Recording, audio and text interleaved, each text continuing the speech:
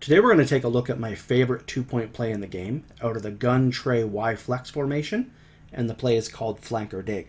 Now here I'm in the Kansas City Chiefs playbook. I don't know all the books it's in, but it's also in New Orleans and it's in the New York Jets as well. I'm sure it's in other books. Now the reason I like this particular formation specifically as my favorite two-point play, at least so far, haven't seen and been able to investigate all the plays yet, but it's because the tight end is off the line of scrimmage, and that's going to allow us to do some things that we can do a lot better than when he's on the line of scrimmage. It basically gives us another option. The secret here is obviously down near the red zone, it's harder to score than ever. A lot of the animations that we used to get with fade routes and high point passing and spec catches, etc., it's really taken a big hit this year. It's a lot harder.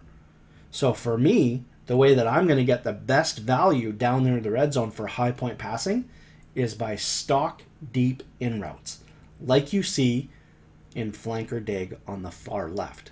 Now on the play levels out, you see a little in route. Now that particular route is not going to work for this. High point passing to those is not going to work. Also on the slot play for levels out, on the out route, that is not going to work either. These need to be routes that cut over the middle. Now, I do have gameplay footage of me using deep in routes, stock deep in routes, out of a variety of formations, and we're going to get into that in a minute. But the reason I like the gun Trey Y flex is not only do we have the deep in, but as I mentioned, we've got that tight end off the line.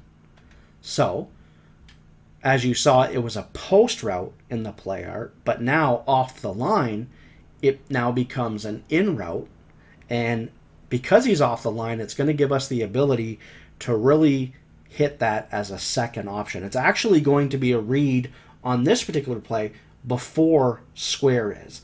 So the only adjustment that we're going to want to make is put circle on a hitch route. R1 is the first read, circle is the second read. That's in case they send pressure from either side. We're going to go read 1, read 2 really quickly. In the gameplay footage, it just so happens that my opponents wanted to play a lot of max coverage, so I had more time in the pocket. In practice mode, even if they drop guys back, we're still probably not going to have time.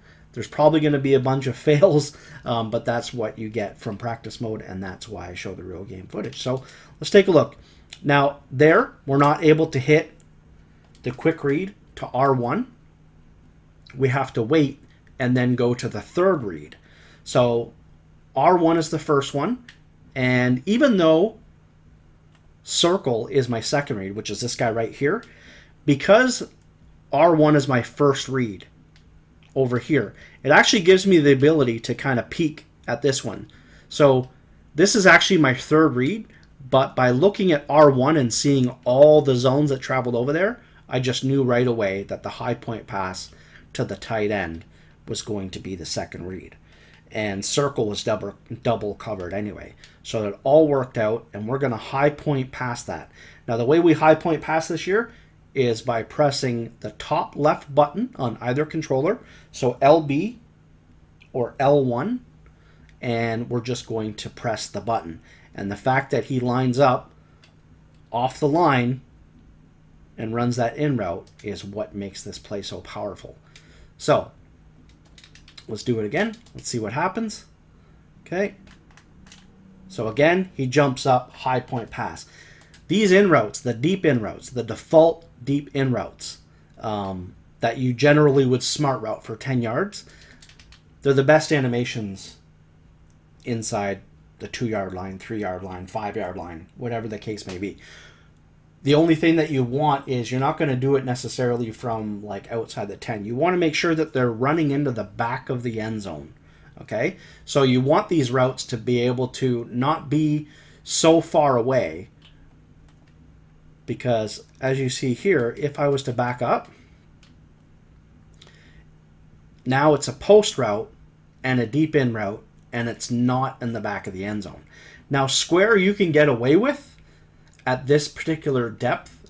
He can certainly cut inside, but you're still much better off, you know, getting inside the 5-yard line, where at any point basically where both routes become in routes. And that's why to me, for this particular play, it's my favorite 2-point play because that's when X turns in. Once you get to the 2-point right here, as you see, we'll even back it up right there, 2-point play, that's when X really becomes that in route. Let's take a look at it again. And as you can see here, quick read, touchdown. It's very, very, very tough to defend, especially when you're taking into account the other plays like inside zone, etc. So let's put them on a hitch again. Okay, this time we're going to wait. We have the time. And then, of course, practice mode screwed me. But I'm going to show you exactly what happens. Okay, before we get into the gameplay footage of not just this formation, but other formations. Okay, so let's take a look here. Now, we don't end up with the time because it's practice, but it's the same thing. Now, also, in a real game, honestly, they never cross at this speed. Practice is so messed up. The tight end is never like that far along. But anyway, if we had the time, it's the same idea here. They're going to cross, and he's going to be an option as well. So let's get right in to the gameplay that we're looking at right here. And this time, for example, I put R1 on a hitch, but as you can see, he plays coverage, and we're able to hit that deep in route on the high point pass. Again, coverage, and we're able to hit square. He's covering over the middle. So what we do, we're actually going to go back and we're going to take a look at that. So he's covering the middle, right? He's covering X, R1 is like, blanketed. Covering X. So because he's doing that and he's only rushing 1, we're just patient. And then we just wait for square. And then it's no problem at all. Now here what we're looking at is the play bunch. I'm going to put it in the description. I forget the exact name of this play. I forget. It's not bunch quads. It's, I don't know, gun empty bunch wide, I think is the name of the formation. And the route that we're looking at here is R1. So we've created a high-low between square and triangle. And I'm going to look to square first because you got to remember R1 needs time to develop. So you're going to have read 1 and 2 anyway before you're even thinking about R1. It's just the ability to hit R1 in the back of the end zone on the high point pass that makes us valuable. So we're going to look at square, and if he plays down low and there's nobody else on triangle, then we're going to go to triangle. So square, triangle, then we're going to look at circle. X is just to pull zones away, and then R1 on the high point pass. So let's take a look at it here.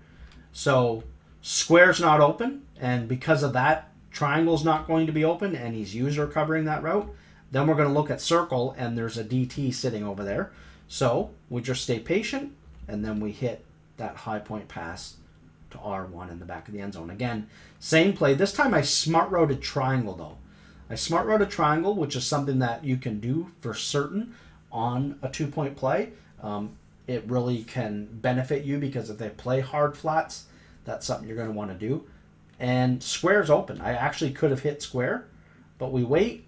Again, he plays max coverage, and just the way that this route travels across the middle of the field, as you can see, he's waiting.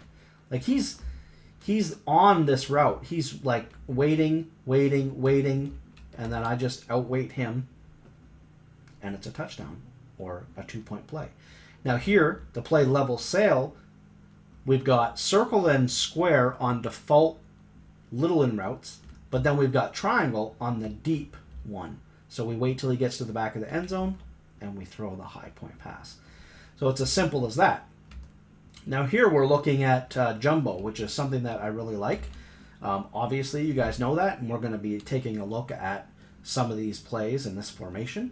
But we're looking at the play mesh, which is really, really nice because R1 again is on a wheel. We do double drag, so we've got the mesh concept underneath as quick read. So R1, then X, then triangle, and then if not, we've got square on the default route. And, you know, they need to worry about the run a lot in this particular formation because of the fact that it's a run-heavy formation. Now, just take a look at how the middle is wide open because of the dual drag. They actually could have taken off and ran this, but just a high point pass, no problem at all. Now, this particular play here is out of the Singleback Ace, and it is tight end spot. And I really like this play a lot because we can look at R1, we can look at circle, then we can look at triangle just on the regular out route. And there's really a lot of reads that you can make before square becomes the final read. Quick passes. Quick pass to R1, circle, triangle. They all go hand in hand. So let's take a look again. And, you know, he's playing more of a coverage. He's sending 4 guys. And we've got the time. Could hit circle underneath, but he chases circle. So we go high point pass in behind. It's just deadly. It's really, really hard to stop. Here I'm in a run-heavy formation. I put circle on a little in route to bring him over. As you see, if he doesn't cover it, I'm going to go to circle. But he does. So even though we've got a defender over top of Hopkins, it's a high point pass. So just like always, they're not going to react on that. Even though the defender's right there, the high point pass, and we're good to go. So I hope you guys liked it. Like I said, flanker dig out of the formation is my favorite 2-point play in the game. High point passing, deep stock in routes. That's the way to go. I hope you guys enjoy. I'll see you next time.